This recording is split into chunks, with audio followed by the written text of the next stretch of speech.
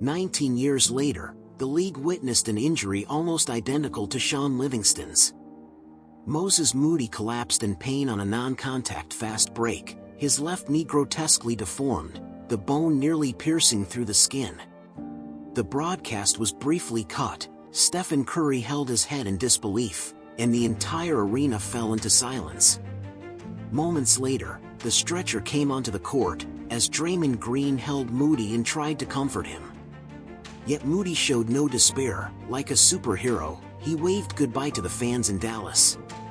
An injury like this had already happened once before, back in March 2007. At the time, Livingston was only 21 years old. He drove into the paint on a fast break, lost his balance in midair after going up for a layup.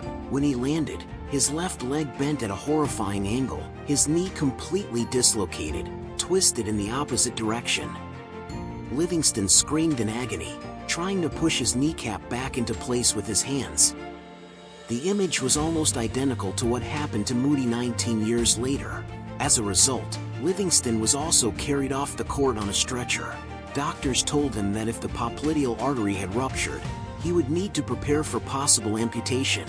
Examinations revealed that 3 of the 4 major ligaments in his knee were torn.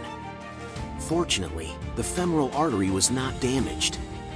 After surgery, the lead doctor told the team, if he can walk again, it would be a miracle, let alone play basketball. Because of that injury, Livingston missed 2 full seasons. The Los Angeles Clippers chose not to re-sign him. In June 2008, after being medically cleared, Livingston was able to return to the court. 4 months later, he signed with the Miami Heat as a free agent.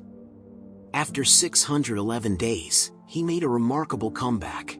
But that injury cost him his original speed and explosiveness, forcing him to abandon his above-the-rim style. Livingston reinvented himself as a mid-range oriented playmaking guard. Even so, his minutes dropped significantly, and his numbers declined.